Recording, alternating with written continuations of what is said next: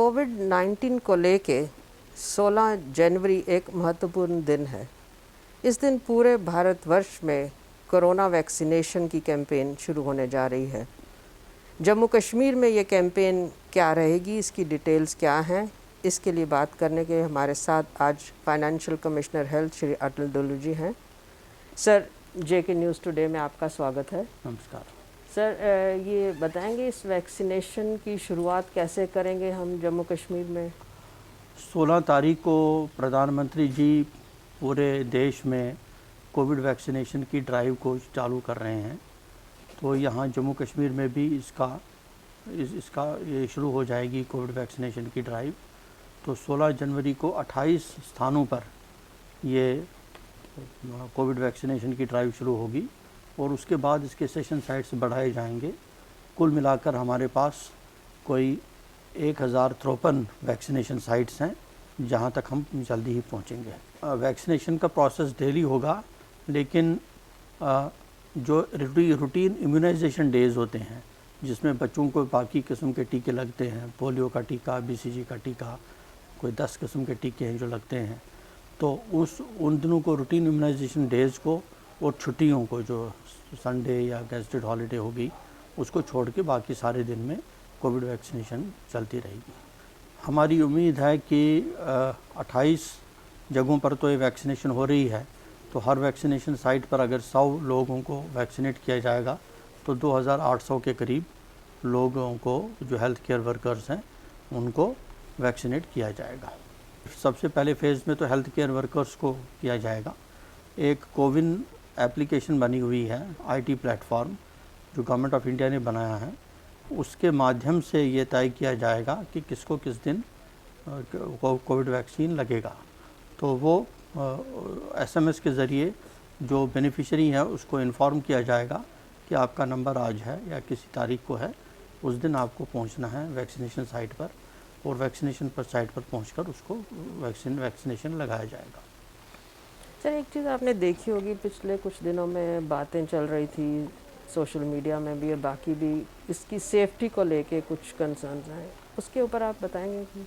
जहाँ तक scientific community का सवाल है, उन्होंने बार बार इसको कहा है कि ये पूरा जो ड्रग रेगुलेटरी मैकेनिज़्म है हमारे देश में, उसके जो टेस्ट्स होते हैं, उन टेस्ट्स को पास करते हुए इन 2 वैक्सीन्स को अप्रूव किया गया है। उन्हीं 2 वैक्सीन्स में से एक वैक्सीन जम्मू कश्मीर में भी आ रही है, और ये जो वैक्सीन्स हैं, इनको पूरा एक स्ट्रिंजेंट प्रोसेस के बाद अप्रूवल मिला है, और ये वैक्सीन्स जो हैं इनको बार बार बताया जा रहा है साइंटिफिक कम्युनिटी की तरफ से कि सेफ़ हैं और इफ़ेक्टिव भी हैं। तो इसमें चिंता करने की कोई ज़रूरत नहीं है। ये वैक्सीन सेफ़ हैं और इफ़ेक्टिव हैं, और इसको लगाने में लोगों को फ़ायदा होगा। सर, अगर किसी आम आदमी को लगवानी है तो उसको अपनी टर्न का वेट करना है? जी हाँ, उसको अपनी टर्न का वेट करना है, क्योंकि हमें 3 मरहलों में लगा रहे हैं वैक्सीन। सबसे पहले मरहले में हेल्थ केयर वर्कर्स को ये वैक्सीन लगेगी। दूसरे फेज़ में जो फ्रंट लाइन वर्कर्स हैं, पुलिस कर्मी हो गए, म्यूनिसिपैलिटी के वर्कर्स हो गए, रेवेन्यू डिपार्टमेंट के कर्मी हो गए, जो कि कंटेनमेंट जोन्स और सर्विलेंस की एक्टिविटी में इन्वॉल्व थे, उनको लगेगा वैक्सीनेशन। उसके बाद तीसरी कैटेगरी होगी 50 साल से ऊपर के जो लोग हैं, 50 साल के ऊपर वाले लोगों को, जो उनको टीका लगेगा, और 50 साल से कम अगर उम्र किसी की है लेकिन कोई बीमारियां हैं उनको, जिसकी वजह से वो वल्नरेबल हैं, तो उनको भी टीका लगेगा। तो ये फेज्ड मैनर में वैक्सीनेशन पूरी होगी, और यही एक प्रोसेस है जिसको फॉलो कर रहे हैं। सर, इसमें बताया गया है कि जैसे ही वैक्सीनेट किया जाएगा किसी को भी, उसके बाद उसको ऑब्जर्वेशन में रखा जाएगा। जी हाँ। वो क्या प्रोसेस है सर? कितना टाइम रखेंगे ऑब्जर्वेशन में? ये ऑब्जर्वेशन में 30 मिनट के लिए रखेंगे, ये देखने के लिए कि कोई रिएक्शन तो नहीं हो रहा है, क्योंकि एक नई वैक्सीन है जो इंट्रोड्यूस की जा रही है, कोई रिएक्शन तो नहीं है, और उसके लिए फैसिलिटीज़ डेवलप की गई हैं हॉस्पिटल्स में सारी, और वो देखने के लिए, और ये ऑब्जर्वेशन का यही पर्पज़ है, देखने के लिए कि कोई एडवर्स रिएक्शन ना हो। सर, जम्मू कश्मीर में इन दिनों में दूर दराज इलाकों में काफ़ी बर्फ़बारी हुई है, वहाँ तक ये वैक्सीनेशन कैसे पहुँचाई जाएगी? वैक्सीन को हमारे पास कल पहुँच चुकी है, और डिस्ट्रिक्ट्स में हमने डिस्ट्रीब्यूट कर दिया है। तकरीबन मैक्सिमम जो हमारे वैक्सीनेशन साइट्स हैं वो एक्सेसिबल हैं by road, barring a couple of them.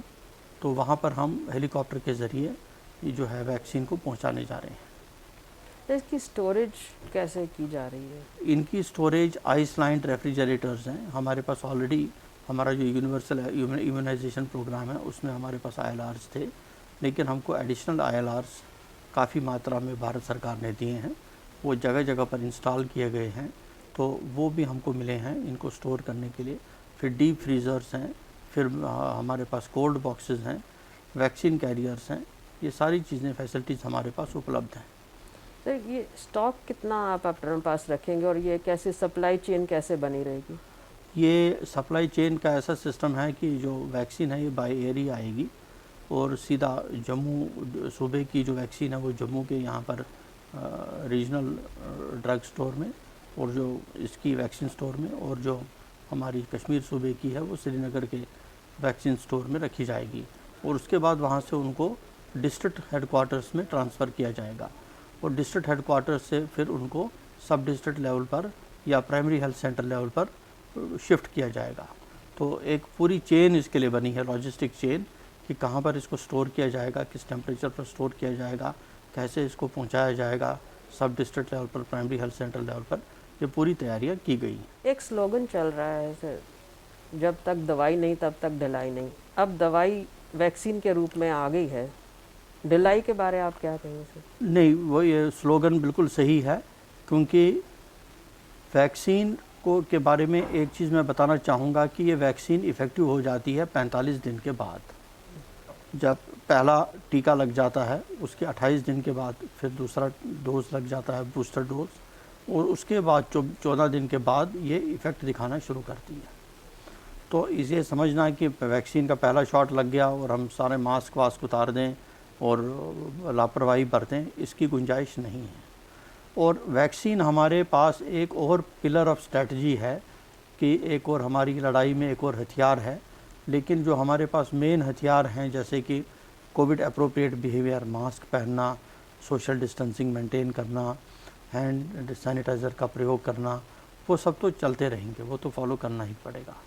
और उसके साथ साथ फिर दूसरा है हमारे जो कंटेनमेंट जोन्स हैं, कंटेनमेंट जोन्स में जो पाबंदियाँ लगाई जाती हैं उनको फॉलो करना, SOPs को फॉलो करना, क्राउडिंग अवॉइड करना पब्लिक प्लेसेस में, इन सब को फॉलो किया जाना बहुत ज़रूरी है।